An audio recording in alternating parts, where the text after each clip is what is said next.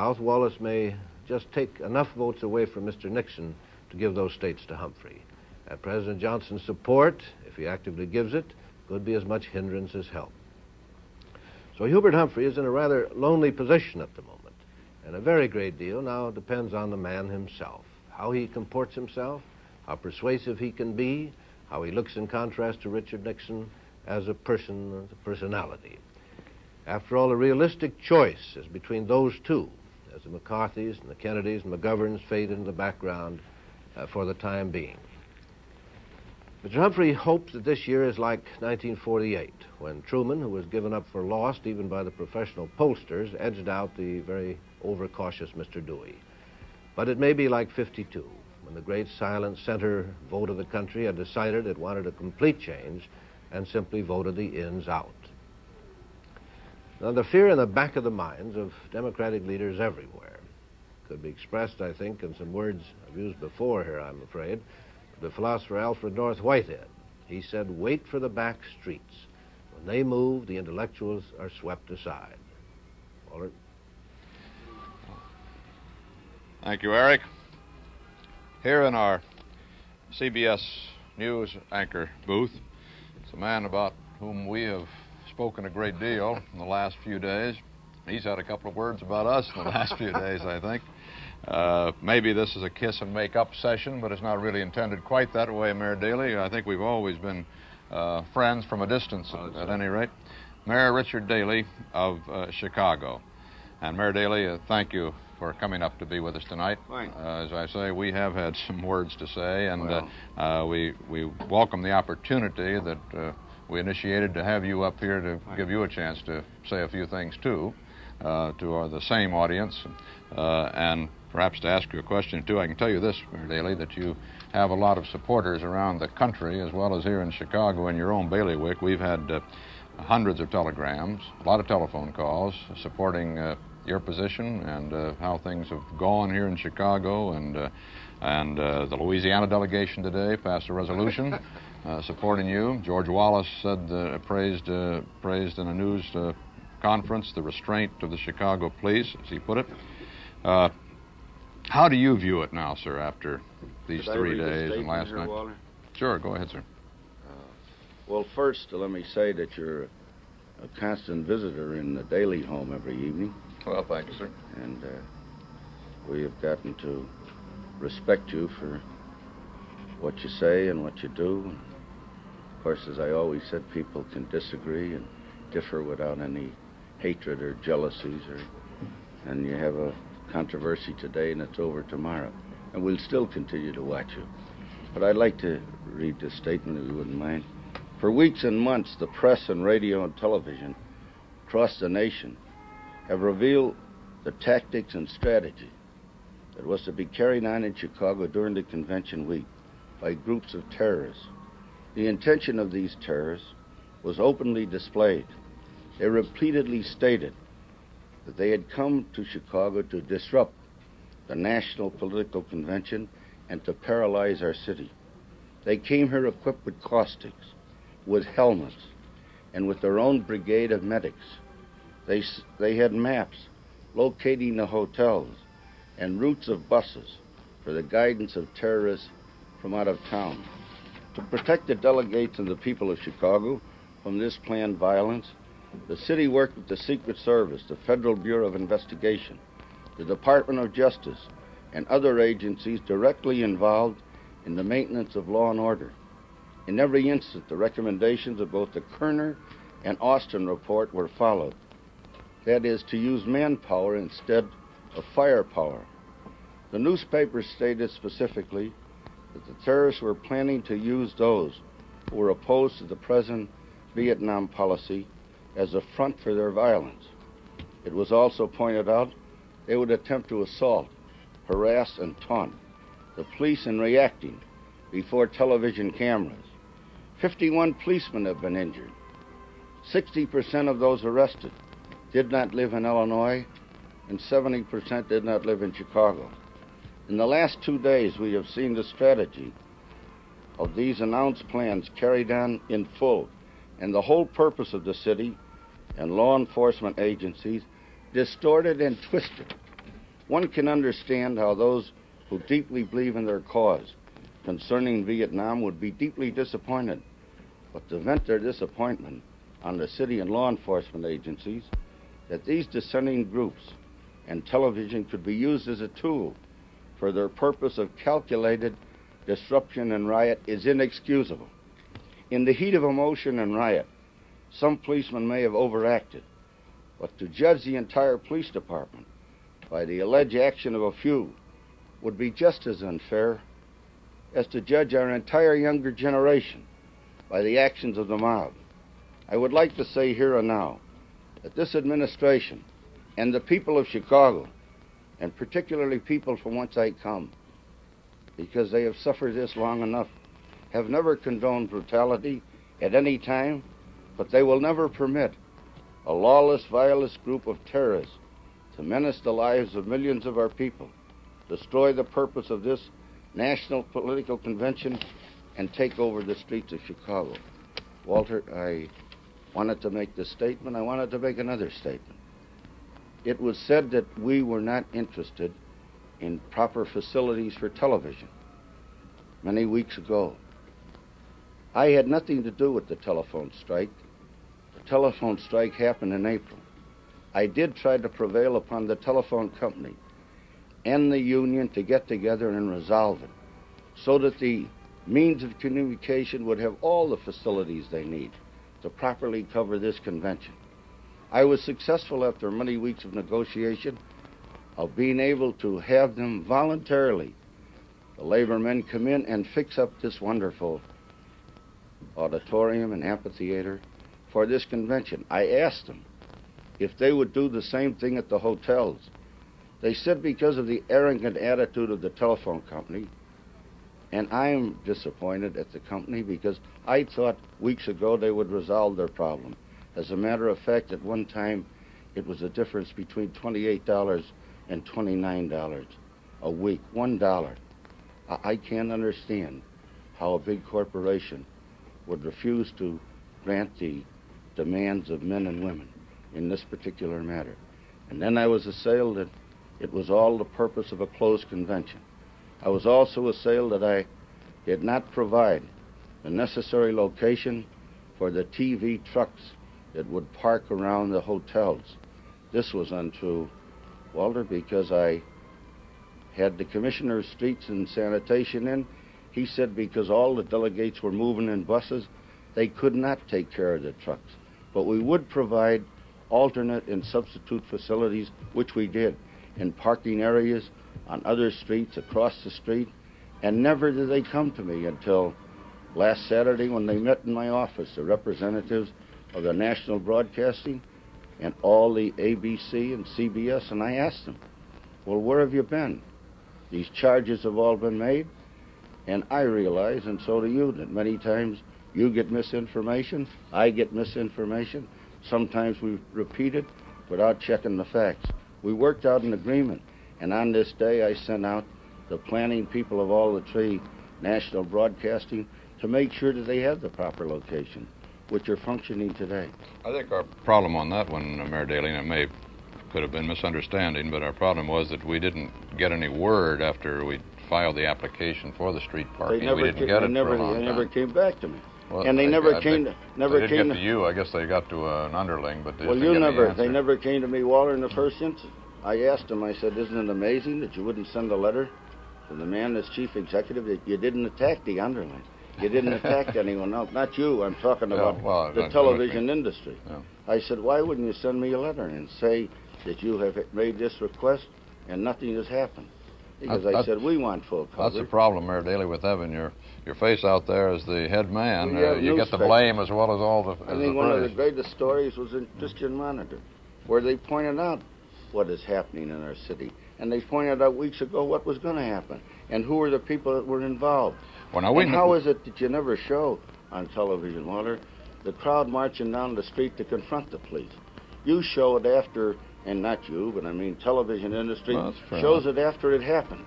Is the television industry interested in this violence? Certainly I know that violence is the one thing that people write about in newspapers, in radio and television, in magazines. and on this medium of communication.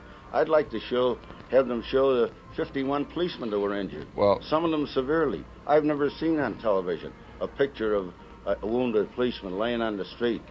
3 of them are badly hurt.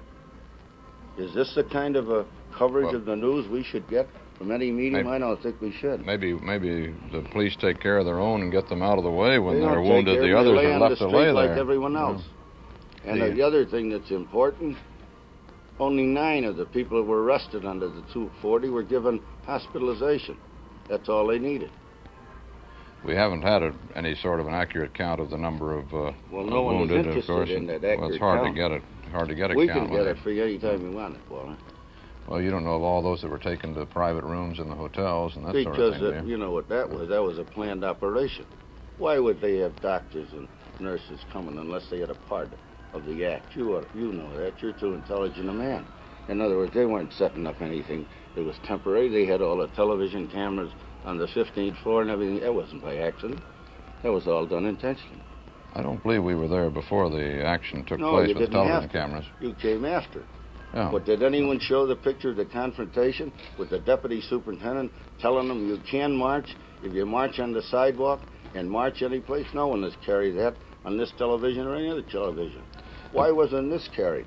Here's the police saying to them, you have no permit, you're unlawfully marching, but we will let you march on the street if you will follow, or on the sidewalk if you'll follow instructions. We'll let. Did you show any pictures of anyone sitting in the streets on Michigan Avenue, blocking the traffic? No pictures of that. Mayor Daley, we know that these people met in March at some park up here. I don't know where it is, but north of Chicago somewhere. They had a high strategy meeting for this disruption you're talking about. There was no question about their plan to disrupt this convention. They practiced, Walter, and I never saw it on some newspapers. They practiced guerrilla warfare. Well, now and met there on Friday. Here's the question I want to ask you. Who is they? Now, your police. Frank Sullivan, who's in charge of your public relations for the police, said today communists. Now, there isn't any doubt about it. You know who they are.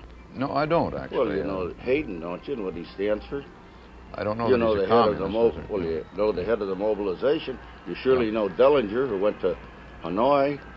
Why isn't there anything said about those people? Or they're the people who wrote. Go over now. See if your cameras will pick them up in Grand Park. Rennie Davis. What's Rennie Davis?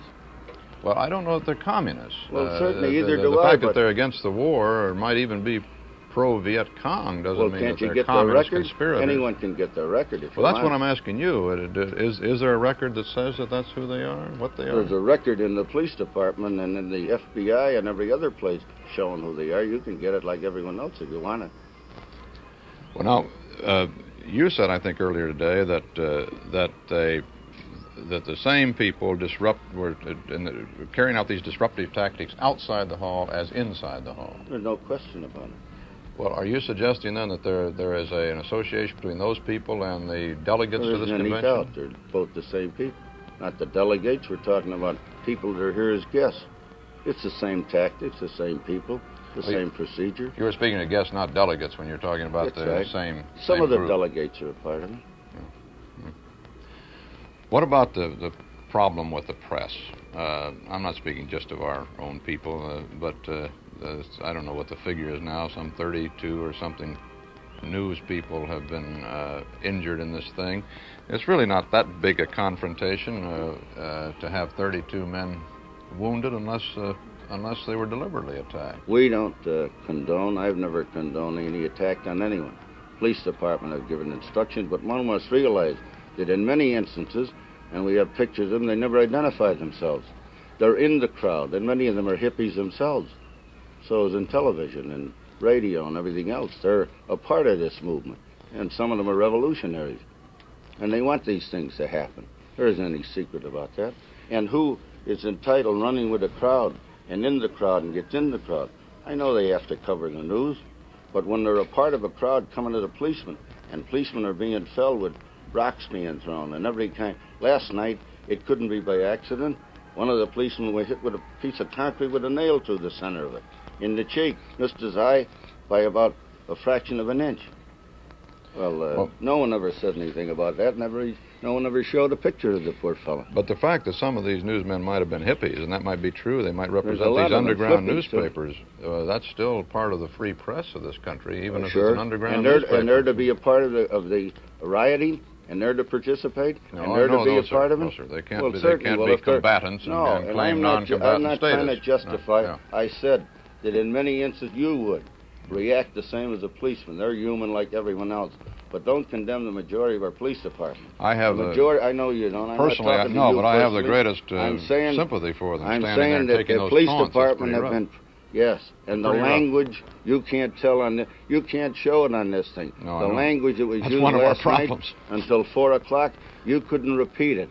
I think it's a disgrace in this day and age that people staying in the Conrad Hotel had to be subjected to this kind of propaganda all night, using the foulest of language that you wouldn't hear in the brothel house. And is this?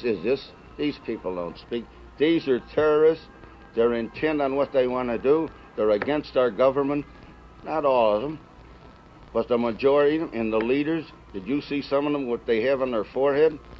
No. Would you walk around? Well, you couldn't repeat over here the word they have on their forehead, walking around, both young men and young women. This isn't our young America.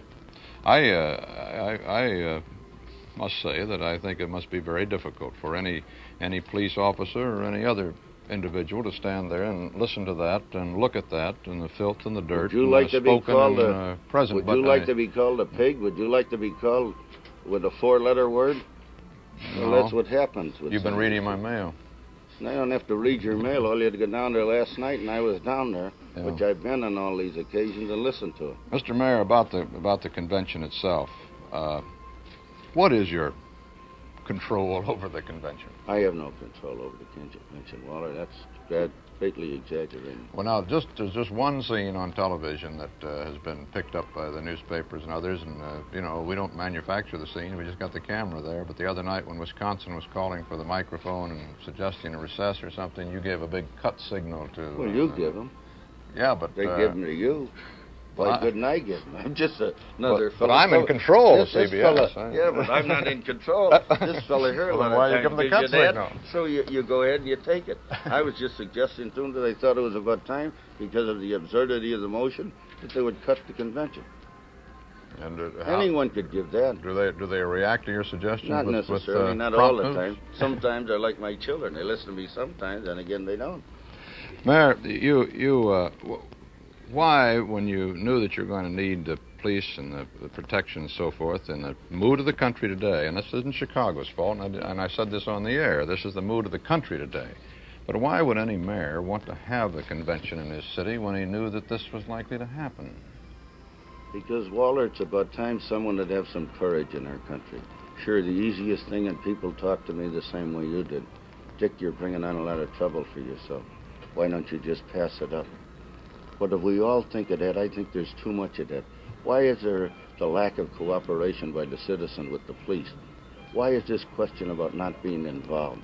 We're fortunate in Chicago.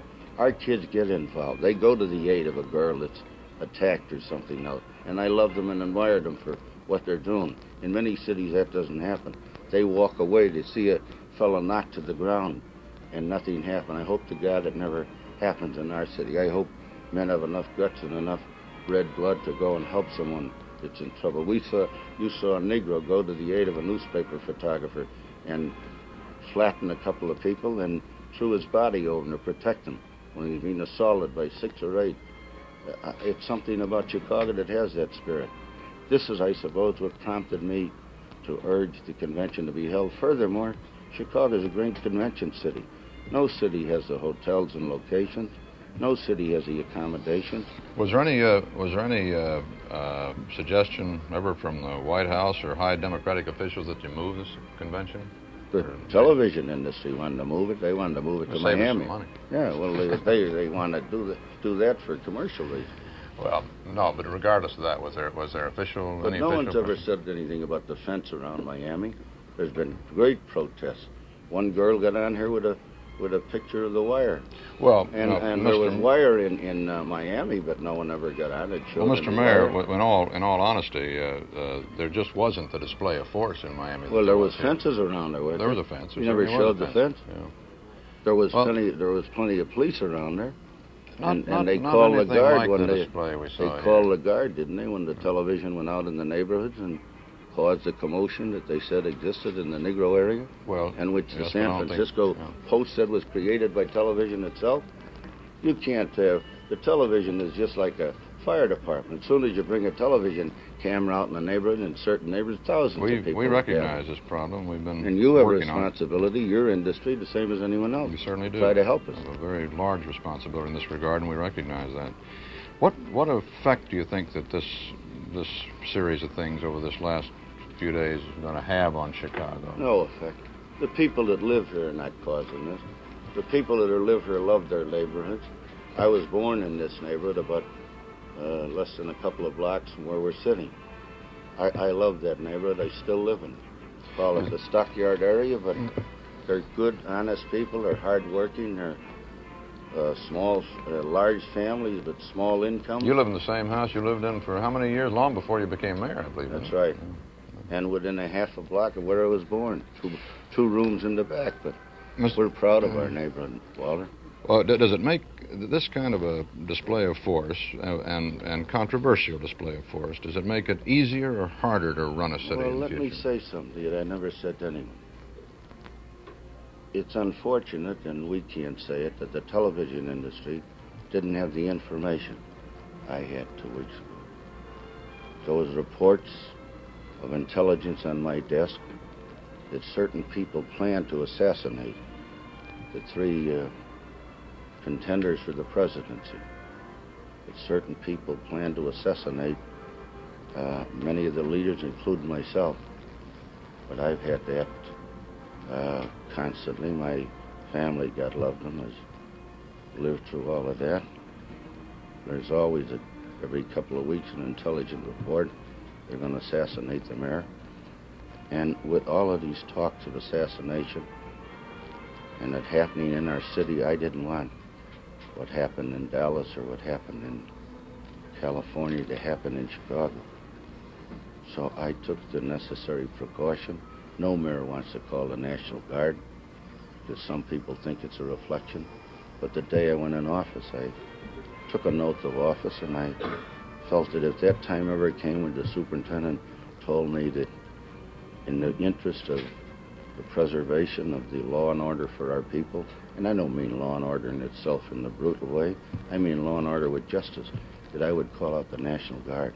After reviewing all these reports, and after reviewing and conferring with Secret Service and intelligence of the cities that were affected, I thought in the interest of the protection of the candidates, as well as in the interest of the protection of our leaders, that this was the proper thing to do.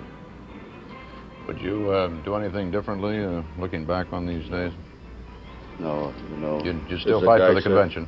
Not for the convention. I'll fight for Chicago, because Waller, Chicago is a good city. We have our imperfections. We have slums like every other city, but we're trying to get rid of them. We have discrimination. We're trying to do something about it. We have the lack of job opportunity. We're trying to do something. We'd like to do something about education. We'd like to do something about recreation. And we're doing it, and we hope to do more. I don't envy the mayor of any big city in the United States today, Mr. Mayor. I want to say this, too, before we leave here, that in the days just before the unhappiness began, we were commenting, several of us driving back to the hotel one night, on the politeness and the genuine friendliness of the Chicago Police Department. And we were saying it with a feeling of great friendliness toward them. I think that we all feel it's unfortunate that it's happened. I don't know that you and I have come to a complete meeting of minds on just exactly how these matters should be handled, perhaps. We never will, but that shouldn't be any reason why we can't be friends. No. Thank you very much. I'll see you. Good to see you, Mayor Daley. Thank you for coming along. Mayor Richard Daley of Chicago. host mayor to this Democratic National Convention. CBS News color coverage of Campaign 68, the Democratic National Convention in Chicago, will continue in a moment.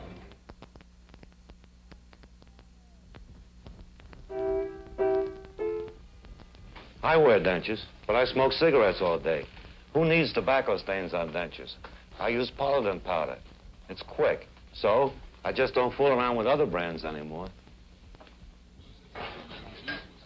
I wear dentures, but I have to meet so many people, I can't afford denture odor. I've tried almost everything, but nothing works for me like Polident. Okay, good night, everybody. I wear dentures, but I drink lots of tea. And tea discolors my dentures. No matter what I try to remove the stains, I like Polident best. And I get so much more for my money. People keep coming back to Polident because no tablet, powder, or paste gives them the cleaning satisfaction of Polident. No wonder dentists surveyed recommend Polident over all other leading brands combined. No wonder denture wearers keep coming back to Polident. For the home that shelters a growing family, now there's the protection of a new kind of pre-finished house siding called Color Lock. Color Lock. Stronger. Made with a tough new finish. For years without maintenance worries.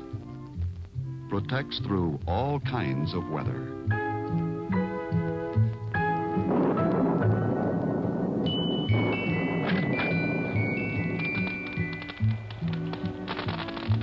While seasons and years come and go, your home stays protected and beautiful with new pre-finished Color Lock siding. Yes, for the home that shelters your growing family. Tell your builder you want the protection of Color Lock siding by Masonite Corporation.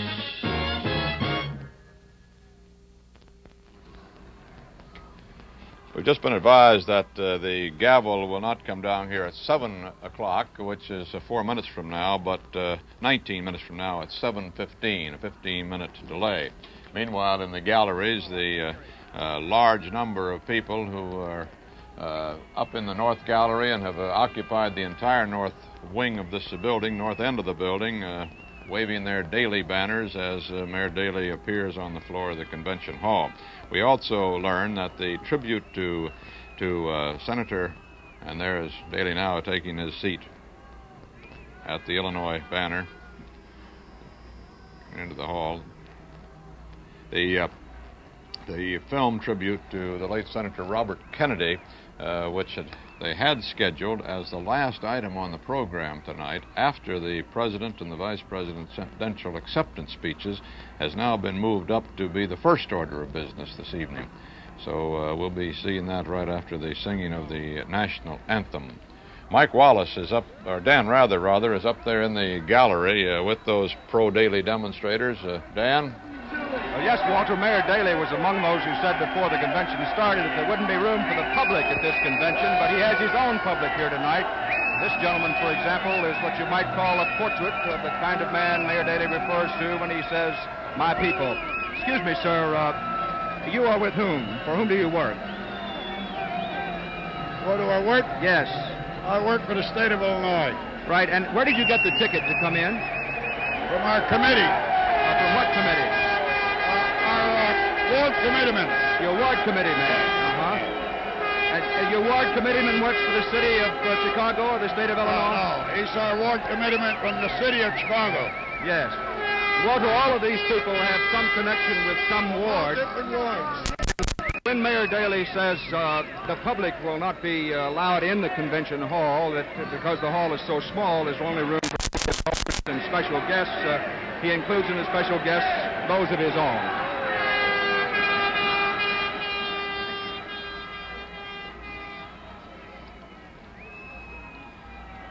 The last session of this Democratic National Convention, scheduled to begin now, 15 minutes late, at 7:15 p.m. Standard Central Time. Each of the three major candidates got at least a glimpse of last night's demonstrations here in Chicago in person. This morning, Senator George McGovern described some of it.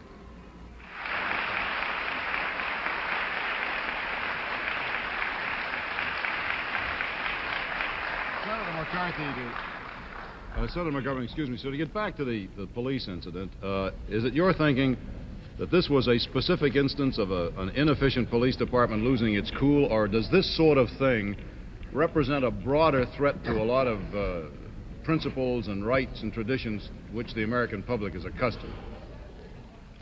Well, let me just say that it's been the first time that I've been in a position where I could clearly see with my own eyes, beyond the shadow of a doubt, a naked example of what I would call police brutality.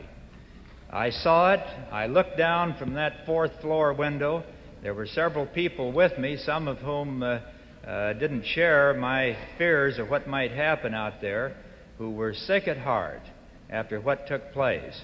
I don't want to indict, of course, every policeman across this country. I understand something about the frustrations that they face up to, and I know some things, sometimes incidents are provoked that are not the fault of the police. Most of these people are doubtless trying to do a good job, and no one of us would want to live in a country where there was no protection at all from the police. But there's no doubt in my mind that they lost their cool last night.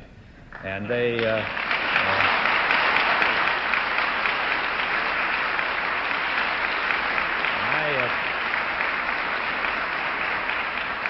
I just hope and pray that that kind of exhibition will not be repeated anywhere else in America, because if it is, instead of contributing to the cause of law and order and hope in this country, it's going to contribute to disorder and despair. Thank you very much.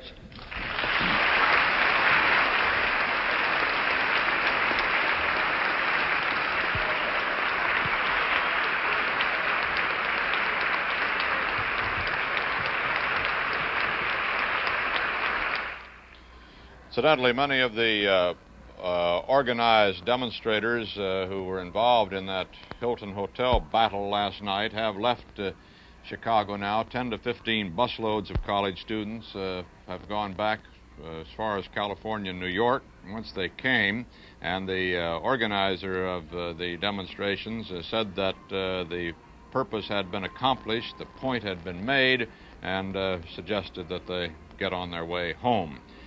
A march led out here tonight to the amphitheater by the Donald Peterson, the chairman of the Wisconsin delegation, who had made the motion to recess this convention for 2 weeks and take it up somewhere else in safer surroundings.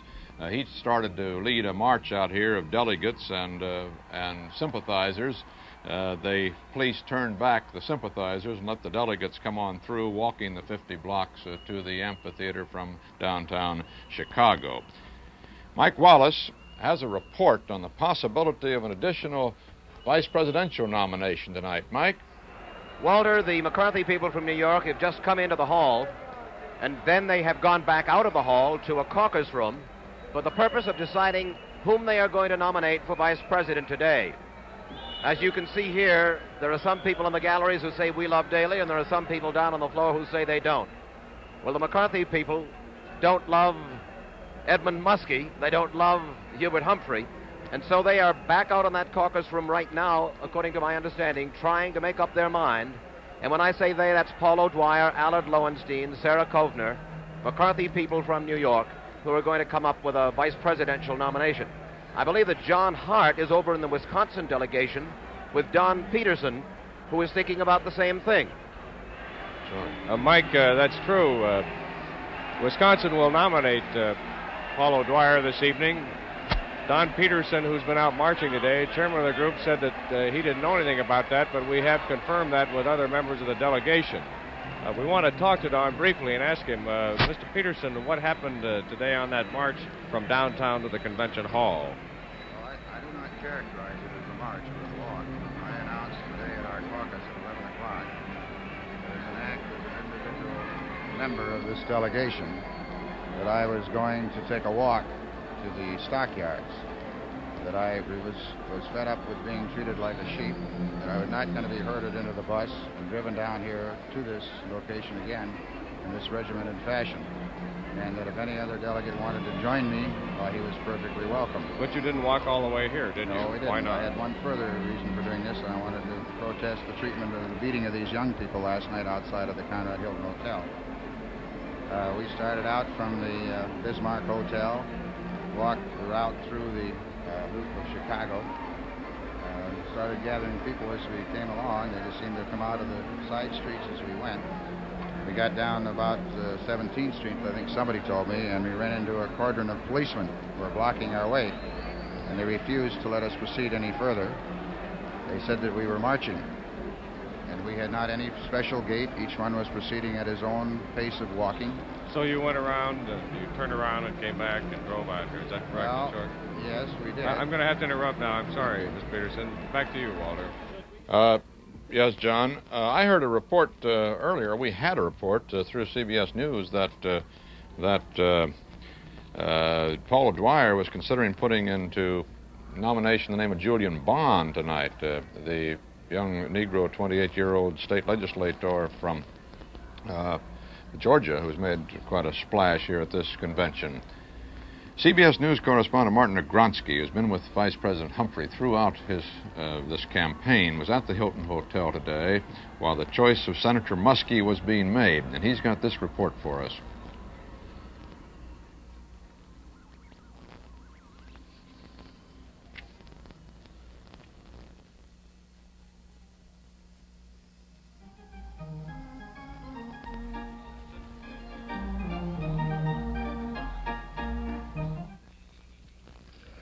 Take one.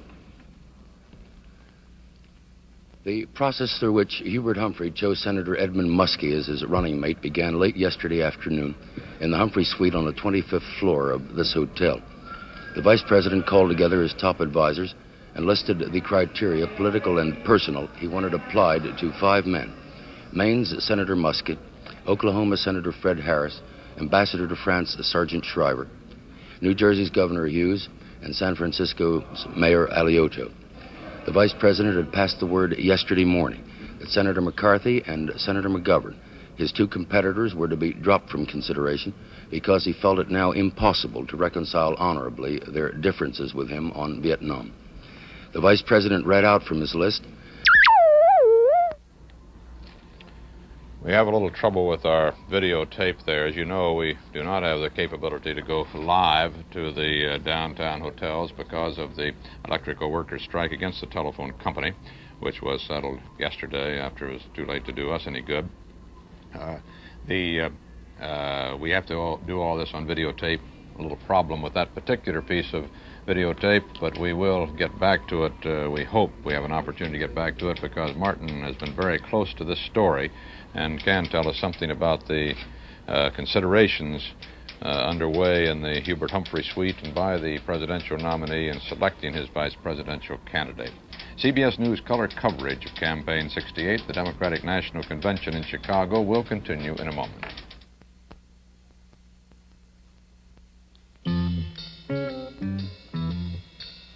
Can this exquisitely proportioned beauty survive? She's about to be tormented. Watch. 27 tons of sand and rock will crash down on our beauty. We're talking about the elegant new ballpoint pen from Bic, the refillable Click. Can the Click survive? We'll soon know. Dare we look? Yes, the sleek finish gleams. Retracting mechanism works perfectly, but will it write? Like all Bics, the new Click writes first time, every time. Its diamide ball never fails. Carry it proudly. Pick up a beauty today. The new Bic Click. Refillable. 8 delicious colors. Very expensive. 49 cents each. You'd be silly to spend more for any pen. Campaign 68. CBS News color coverage of the Democratic National Convention in Chicago's International Amphitheater will continue in a moment after this pause for station identification. This is CBS.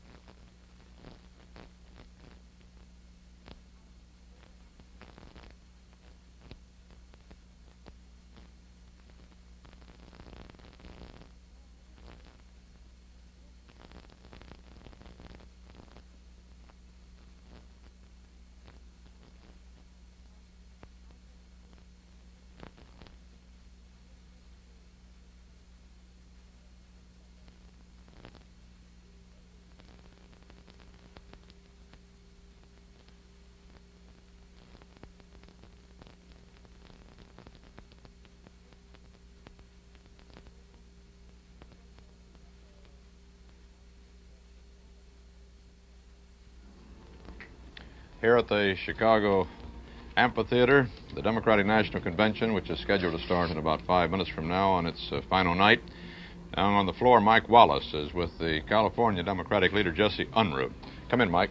Speaker Unruh, there is some talk that some of the McCarthy people here intend to nominate other vice presidential candidates besides Senator Muskie tonight. What about California? Well, I'm not sure what all the delegates from California would do, but it's my intention to support Senator Muskie.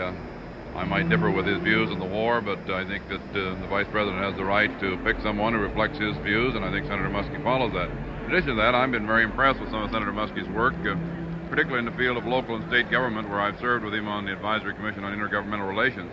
He has a great understanding, I think, of the necessity for other levels of government doing some of the jobs instead of taking everything to Washington, as has been the practice all too often of this administration. There's been some speculation about just what Edmund Muskie will do for the Democratic ticket. He certainly, I say certainly, I would believe that he would not be well known in California. Well, he is fairly well known among political leadership there, among the Democratic activists, I think. He's visited the state quite often. We've had him out there on many affairs and functions. He's very well liked. I don't think he's very broadly known among the people, but that'll come. Have you talked Neither is Agnew. Agnew has become virtually a household word, I see that, Speaker Unruh. Have you had any talk with others of the McCarthy supporters from around the country? Now, you cast your vote for Senator McCarthy last night.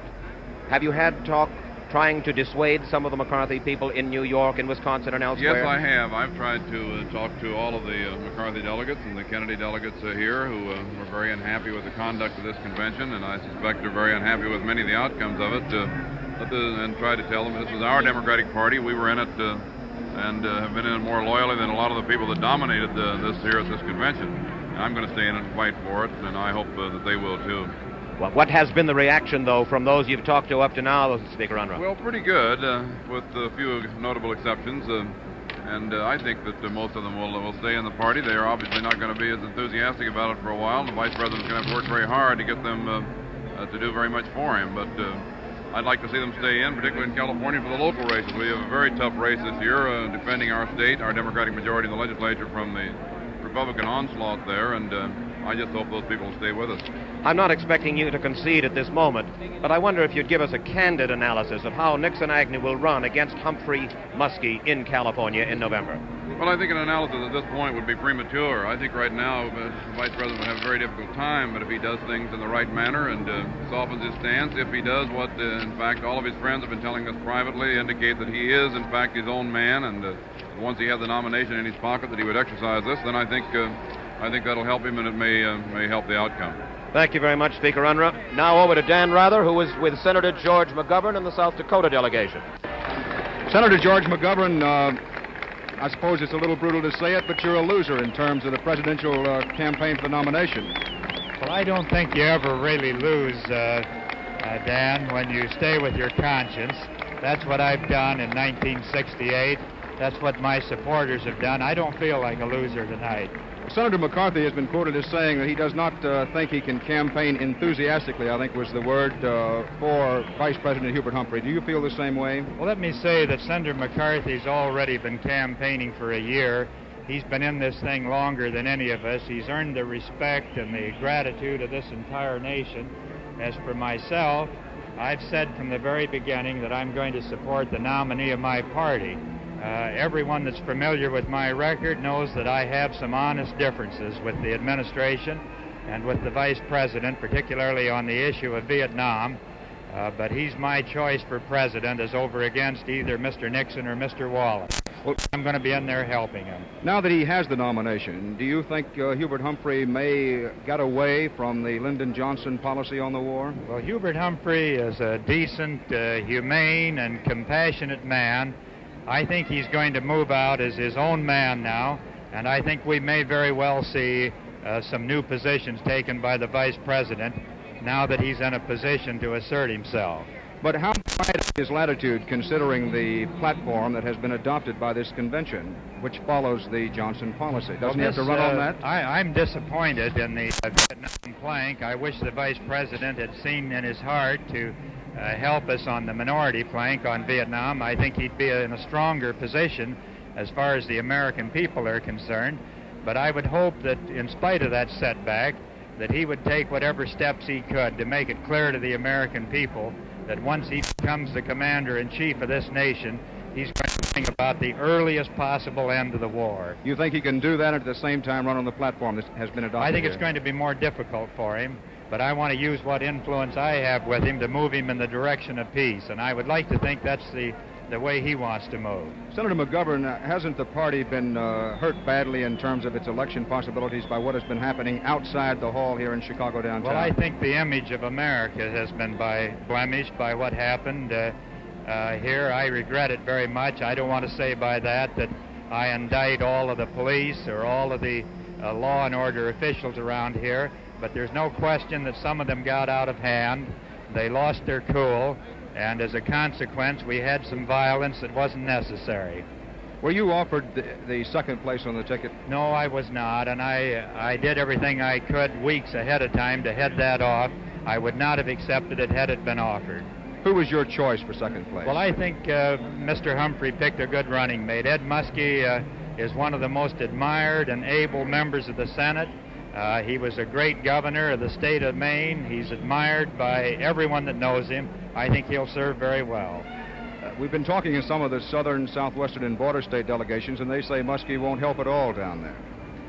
Well, I think the main contest is over the presidency. In my judgment, Ed Muskie, as a running mate for Mr. Humphrey, will be an addition.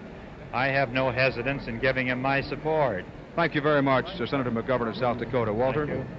Senator McGovern is just 46 years old. He's won a lot of public attention and a lot of followers in his very short run for the nomination of this party, and he will be a power in Democratic politics to be considered in future races, particularly if the party does not win this year and is fighting a Republican incumbent in 1972.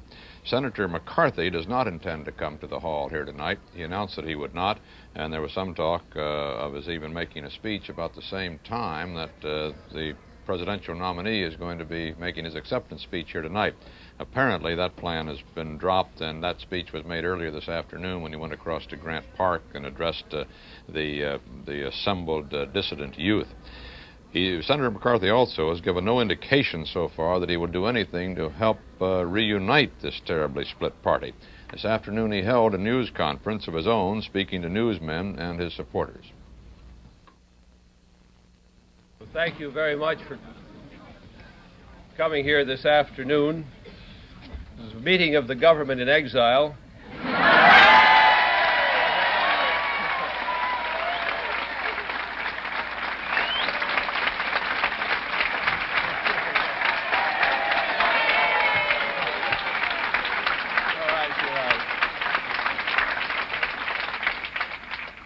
Say first how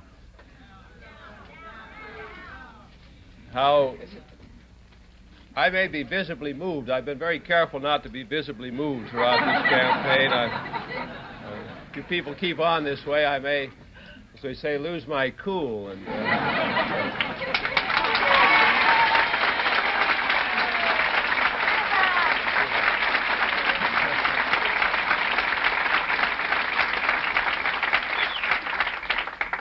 not show active compassion, but I might show a kind of participatory joy. That's a dangerous thing that I see in life.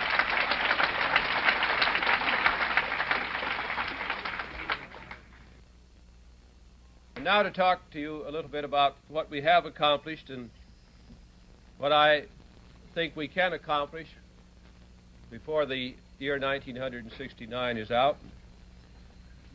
When I began the campaign, I said that there were, I thought, three things that we had to take to the people of this country. One was the issue of the war itself. Secondly was the question, really, of priorities for this nation. And the third was a basic question about the processes of American government and of American politics. I think that the country has passed a judgment on the war.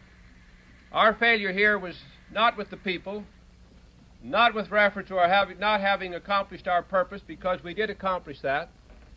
It was only that the judgment of the people could somehow not be put through the procedures of politics in 1968.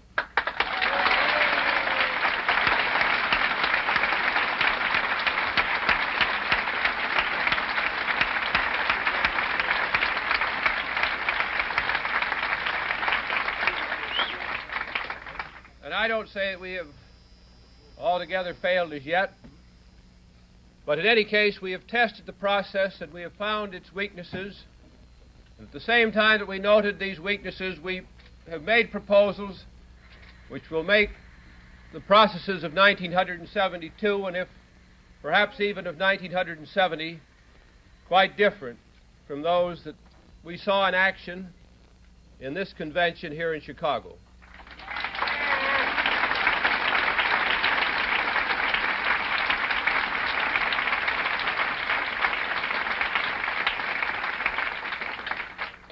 It would appear that we lost on the platform fight, and in a quantitative sense, by any kind of numerical measure, you would have to say that we did lose at this convention, but that was not the measure of the judgment which was passed in this country.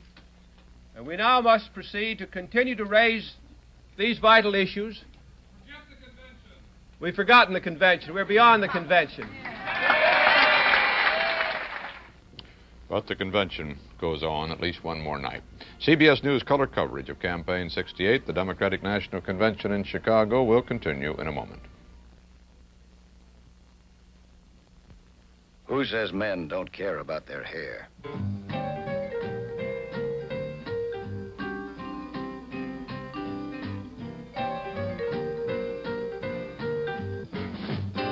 You care about your hair, so don't smear grease on it. Spread Vitalis through it.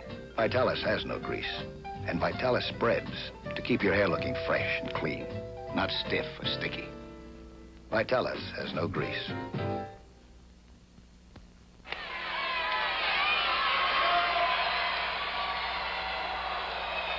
What a time for a headache.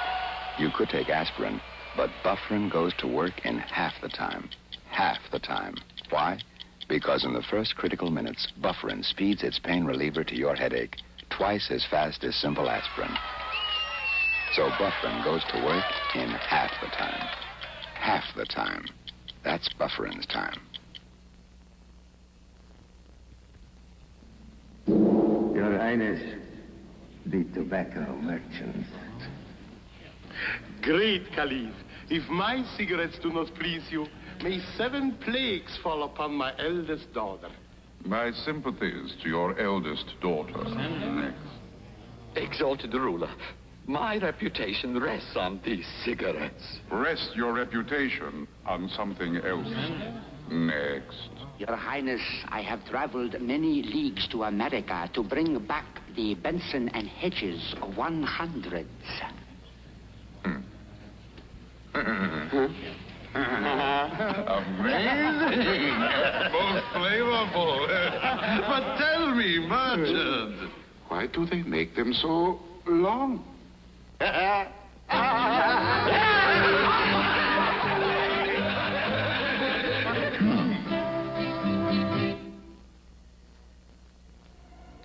Shortly after Vice President Humphrey named Edmund Muskie as his choice for vice president, the Maine senator held a news conference and was asked how he would campaign.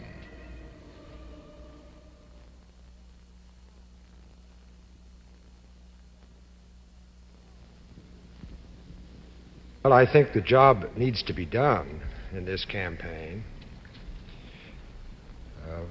And I hope that I can fill some role in performing it, is to engage the confidence of the American people in our purposes, in our ability to carry them out. Confidence that those purposes serve their best interests and the interests of our country. I emphasize confidence because I think that is the single most important ingredient we must reestablish in the hearts of our people, whoever they may be. Would you compare unity, Senator? Would you emphasize unity, and if so, how would you deal with Senator McCarthy's stand, where he has not completely endorsed the Humphrey ticket? You're now speaking of party unity.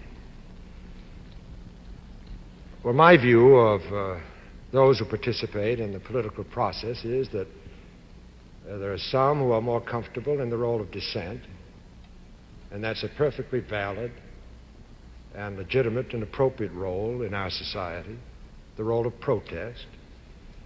There are others who are more comfortable in focusing or emphasizing the building job that's needed in a free society at all times after dissent or differences have been composed.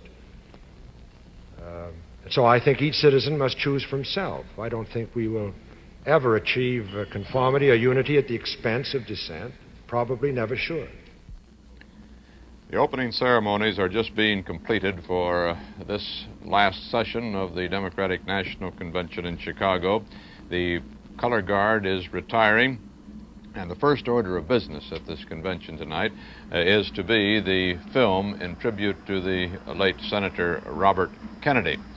After that, the roll call of the states for nominations for vice president, and as you've just seen, Senator Edmund Muskie is the man who Vice President Humphrey says he wants to run with him. There may be an opposition name placed in candidacy as well here. Let's go listen to the floor. Carl Albert, the convention chairman. Distinguished Senator from Massachusetts, the Honorable Edward M. Kennedy. In behalf of the members of the Kennedy family. This is by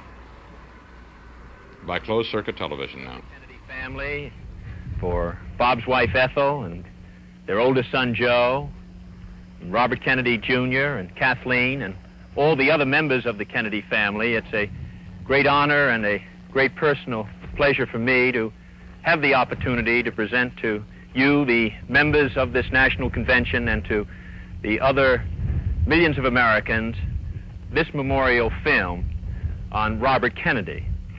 Robert Kennedy was a special kind of man. He directed his attention not to those who voted, but to those who suffered. He was driven to act when others paused. He was moved by injustices that others overlooked. Sometimes blunt, but never bitter, he fought hard, but always fair. He sought amid the discord and division to bind up the wounds among us and to make us in our hearts brothers and countrymen once again.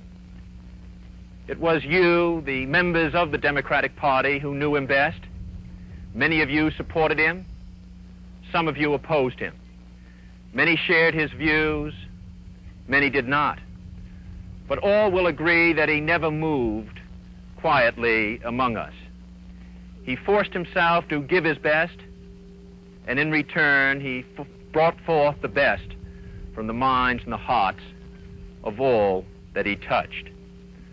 So I take this opportunity to thank the Democratic Party and the nation, and especially those who helped in his campaign. For 80 days you worked and laughed and struggled with him in a campaign that made up in height what it lacked in length. His campaign, your campaign, was a promise to this country, and now each of us has a promise to keep. And if my brother's life and death had one meaning above all others, it was this: that we should not hate, but love one another, that our strength should not be used to create the conditions of oppression that lead to violence, but the conditions of justice that lead to peace. So let us resolve to go forward in his spirit, seeking not to comfort ourselves, but to contribute to others, to carry on in the service of our nation the causes in which he led us such a short time ago. We that had loved him, followed him, honored him, lived in his mild and magnificent eye, learned his great language, caught his clear accents, made him our pattern to live and to die.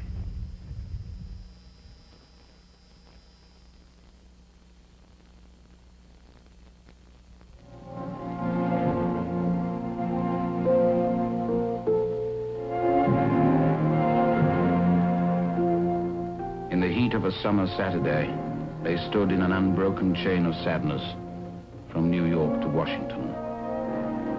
Surrounded by the drama of his death, they had come to touch the event themselves. To see it, to believe it, to lock it in their personal recollection.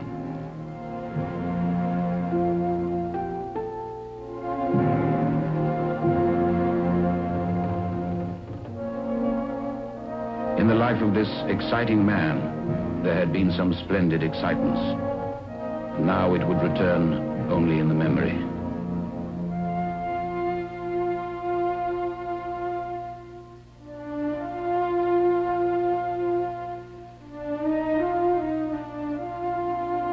Surrounded by the images and emotions of his last days, it was difficult to accept that he had held elected office less than 4 years and had campaigned for himself only twice in his lifetime. Always before, it had been for someone else. In 1960, John Kennedy was in Los Angeles. Robert Kennedy was with him, as he had been each time before. All that day there was talk of defections. All that time, up until the first tally, John Kennedy checked with his brother every hour. He saw his brother in the center of the Wyoming delegation. And then the Wyoming delegation cast all 15 for the next president of the United States, John F. Kennedy. The president went to the convention hall, and Bob was there. And they walked over to the corner of the room, and then you could see what they meant to each other.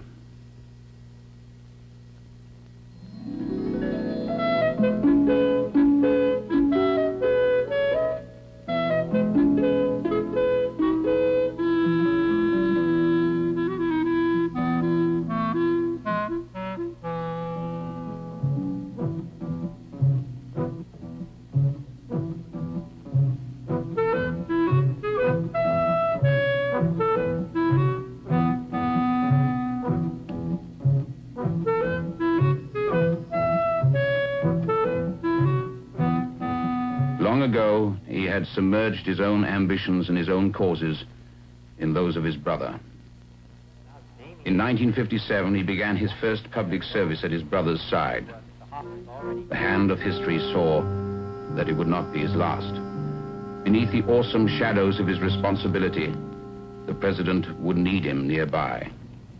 But how do you appoint your brother Attorney General? I will, said the president. Come out of my house very early in the morning. I will look one way and then the other. And then, if there is no one in sight, I will whisper, "It's Bobby." That we should secure the best talent we could get for every position, regardless of party, regardless of any other factor. And I think that in every position, this test has been applied, and it's been applied in this case.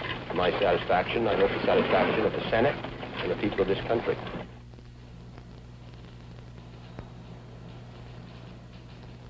Satisfaction with his appointment was not unanimous. Many newspapers called it disappointing. But he set out to prove his critics wrong. Okay. Oxford, when the troops came in, people started throwing things at them, even though they... His staff, one writer observed, is a remarkable blend of energy, imagination, and informality. But behind the informality of his office lay hard decisions and large responsibilities. As a private citizen, he enjoyed the full blessings of this life. As Attorney General, he would not be spared the troubles and anguish of those in another part of America who had suffered too long.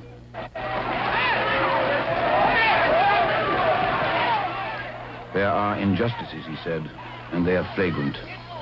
I have the power to do something about them. I intend to do it. They staked their lives on his word and were not disappointed. May I make another personal request on behalf of, I think, all of us, that we must be sure that we adhere absolutely to nonviolence. Yeah.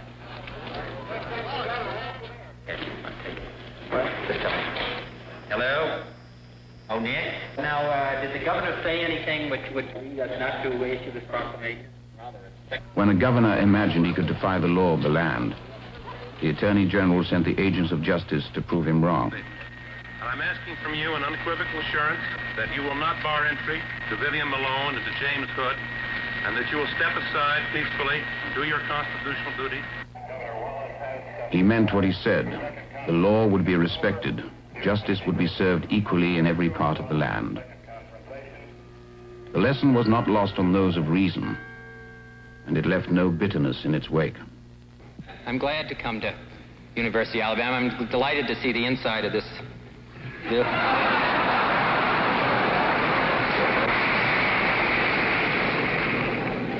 I didn't think it meant anything that they snuck me around the back way. They said somebody was waiting out in front there.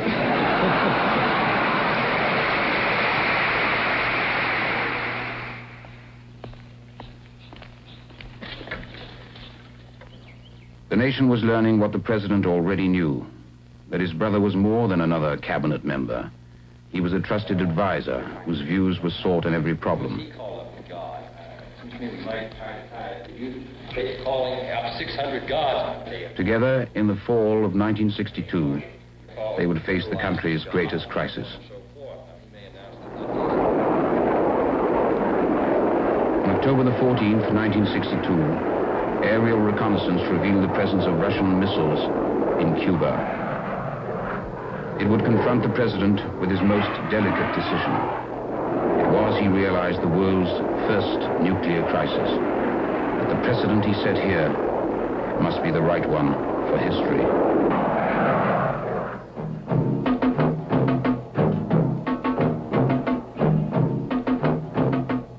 A State Department advisor who was there at those fateful meetings said later, "Of all the president's advisors, Robert Kennedy brought more wisdom to that table than any other." There was disagreement. Robert Kennedy often stood alone, but his counsel finally prevailed. The missiles were removed. The world's first nuclear crisis was resolved.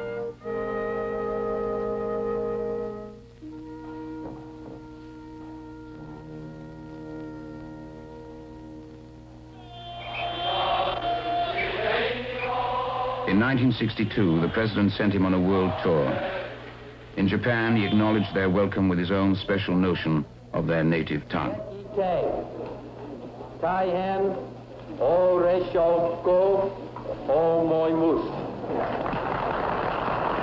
am not finished yet. He told them the truth about America and confronted her critics head-on, wherever he found them. What is it that we're doing in the United States? Can you tell me? I appreciate your frankness. And I think you would expect the same from me. And you're going to get it.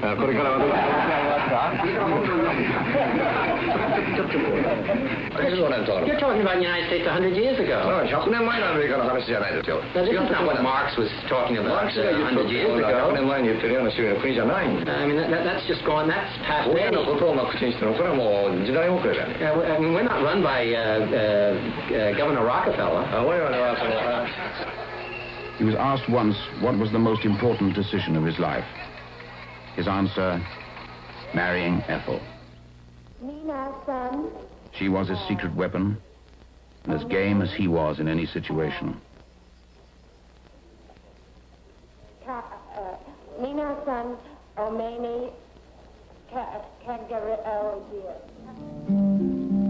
A special flair and charm disarmed the critics and won friends wherever they went.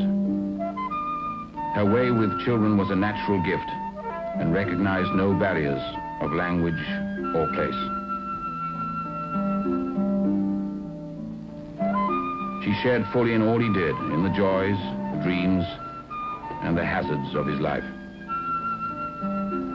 She was at his side in South Africa. And in that divided land, at the university, he shared his view of the promise and dangers of our time. First is the danger of futility. The belief there is nothing one man or one woman can do against the enormous array of the world deals, against misery, against ignorance, or injustice and violence. Few men are willing to brave the disapproval of their fellows, the censure of their colleagues, the wrath of their society. Moral courage is a rarer commodity than bravery in battle or great intelligence.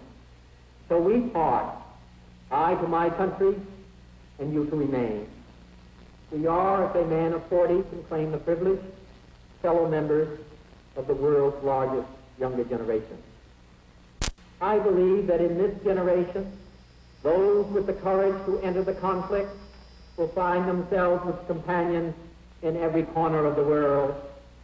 There is a Chinese curse which says, may he live in interesting times. Like it or not, we live in interesting times.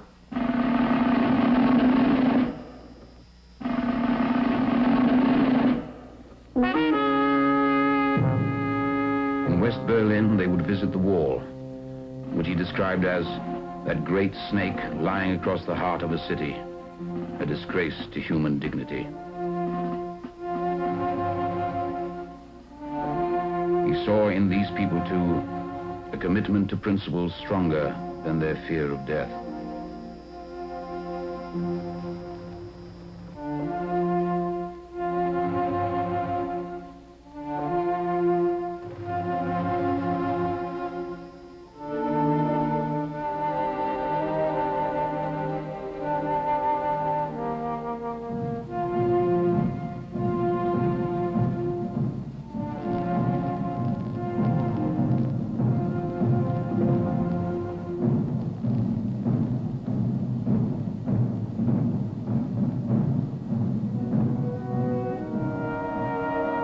It was the beginning of a long journey through the regions of doubt and despair. The bullet had touched him as surely as it had touched his brother. It was a nearly complete withdrawal from life. He had always said little. He now said less.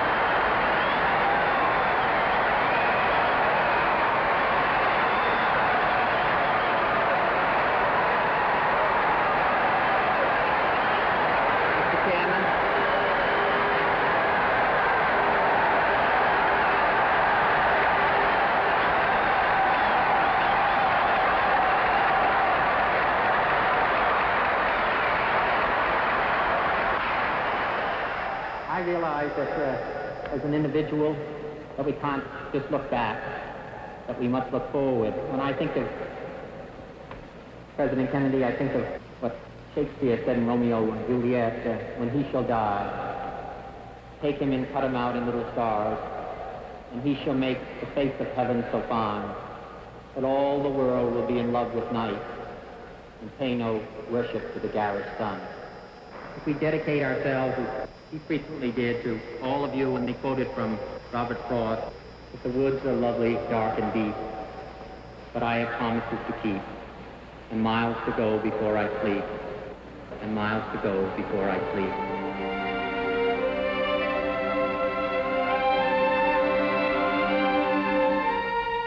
For reasons that were both personal and compelling, on March the 23rd, he challenged Mount Kennedy, then the highest unclimbed peak in North America.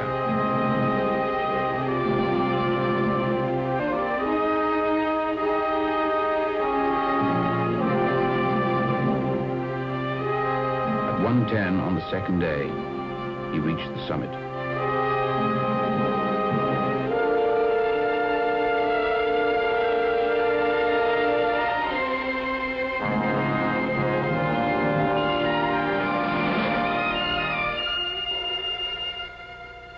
He would remember Aeschylus. When the height is won, then there is ease.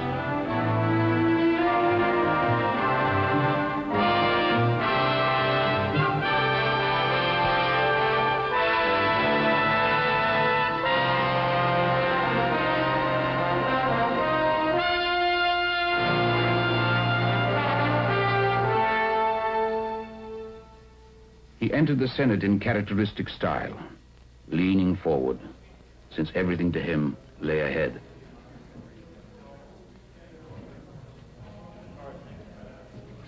Although only 1 in 100 in this high place, he found satisfaction.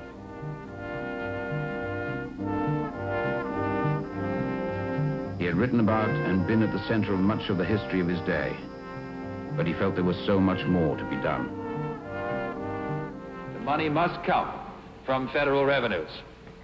Without very large amounts of It was money, a time to listen, to ponder a new commitment. our cities will continue and worse. What do you anticipate are your needs? We figure that over and above. His duty in the Senate chamber led him to listen and to speak to the problems of our time. But his conscience called him to action, to reach beyond the committees and the statistics to the people themselves. Mike, do you agree with me that we could be doing much more amongst that group than we are at the present time?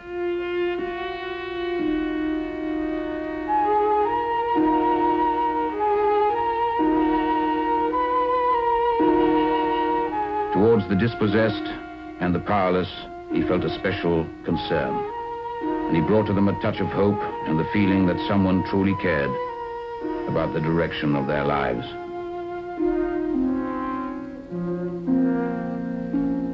The more he saw of this America which had been left behind, the more he would ask, what of their future? Starved in mind and body, crippled in spirit, they have been damaged beyond repair. He saw in America an island of poverty in a sea of affluence. They heard him and they believed him. He had a way of reaching across the old lines, of opening up and releasing their spirit.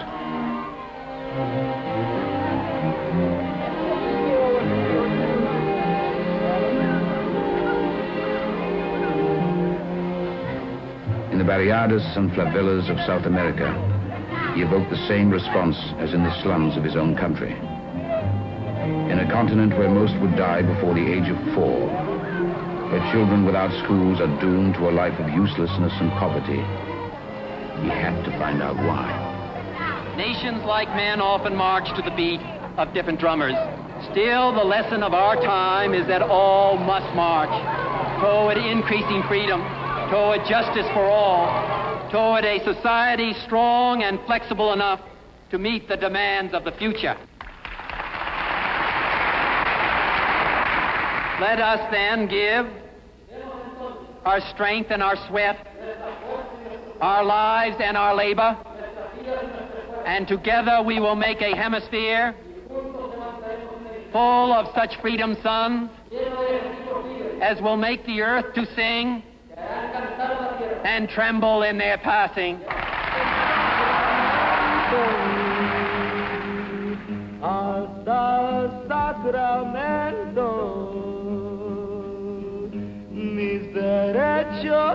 When Freedom's Sons were on the march in California, it was his march.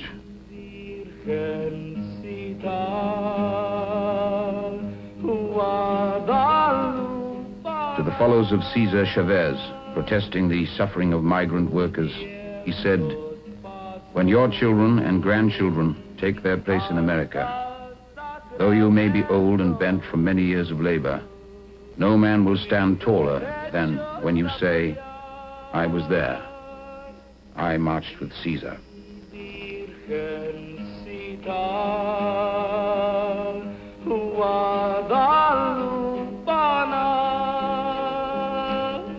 And he was there to share with Caesar the triumph of the march, the breaking of his fast, and the benediction of a cause that couldn't wait.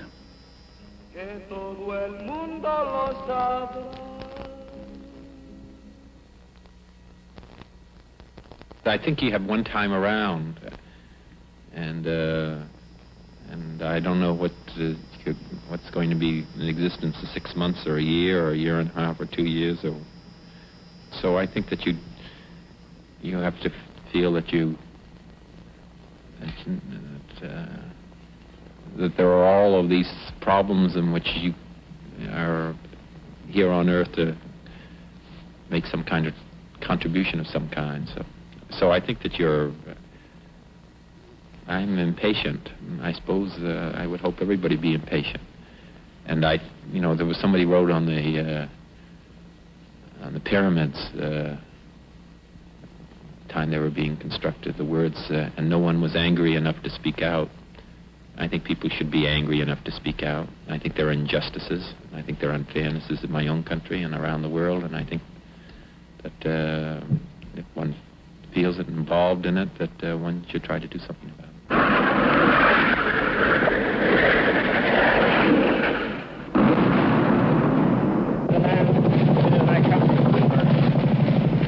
For this war, he shared the responsibility, but now he spoke out against it, not in anger, but in deepening sorrow. Why, he asked, should the black and the poor bear an unequal burden of the sacrifice there? Can we ordain to ourselves the awful majesty of God to decide what villages are to be destroyed,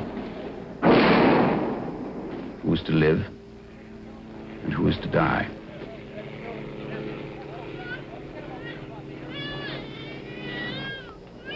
Concerned that the hopes of a whole generation might be buried out here, he called, as he had before, for a re-evaluation of principles.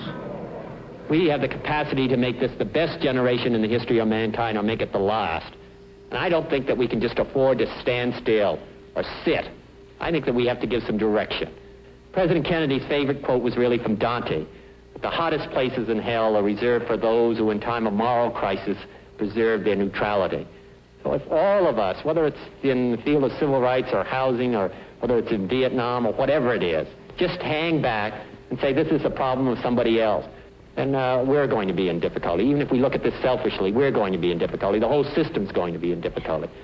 I think that for all of us, that we have an obligation.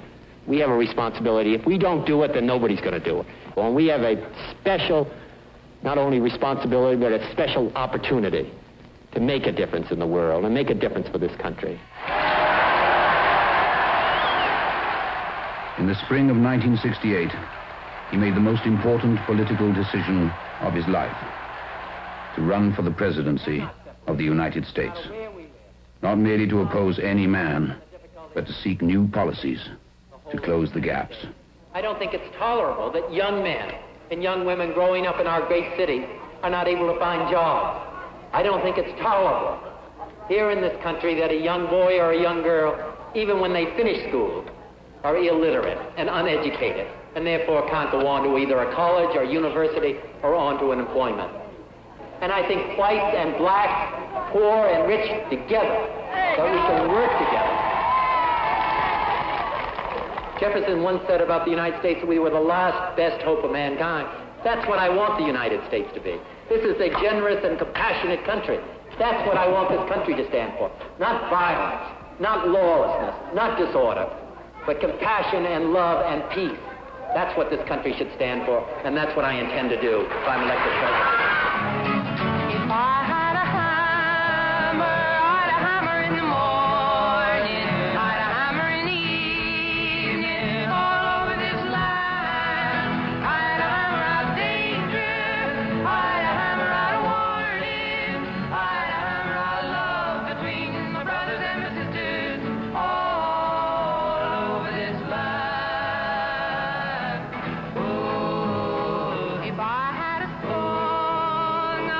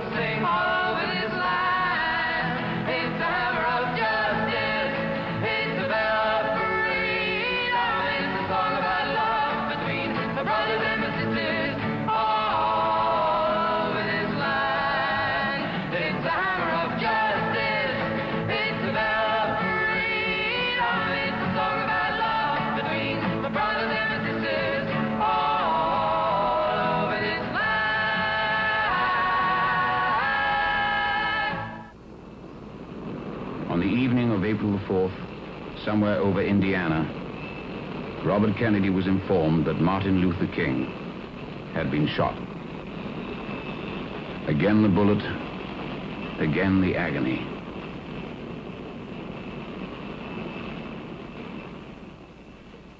Martin Luther King dedicated his life to love and to justice between fellow human beings. He died in the cause of that effort. In this difficult day, in this difficult time for the United States, it's perhaps well to ask what kind of a nation we are and what direction we want to move in. For those of you who are black and are tempted to be filled with hatred and distrust of the injustice of such an act against all white people, I would only say that I can also feel in my own heart the same kind of feeling. I had a member of my family killed, but he was killed by a white man. But we have to make an effort in the United States. We have to make an effort to understand, to get beyond or go beyond these rather difficult times. What we need in the United States is not division. What we need in the United States is not hatred. What we need in the United States is not violence and lawlessness, but is love and wisdom and compassion toward one another, feeling of justice toward those who still suffer within our country, whether they be white or whether they be black. And dedicate ourselves to what the Greeks wrote so many years ago, to tame the savageness of man and make gentle the life of this world. Let us dedicate ourselves to that and say a prayer for our country and for our people.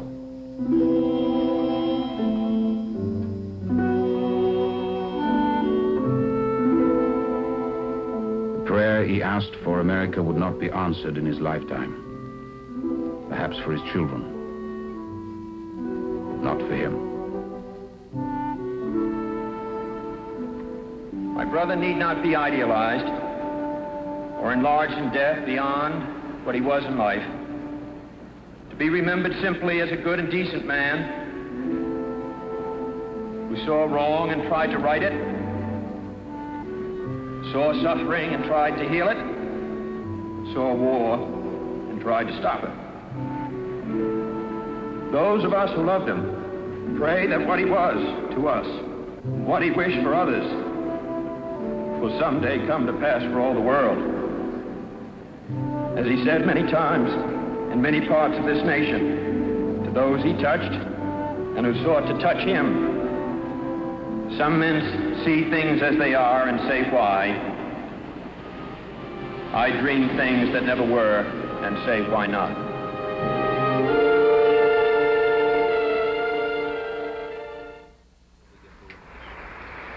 A tribute to the late Senator Robert Kennedy at the last session of the 35th Quadrennial Democratic National Convention. For the first time, this convention was quiet. Few persons moved on the floor during this tribute, which was shown on two large screens suspended from the ceiling of this huge hall.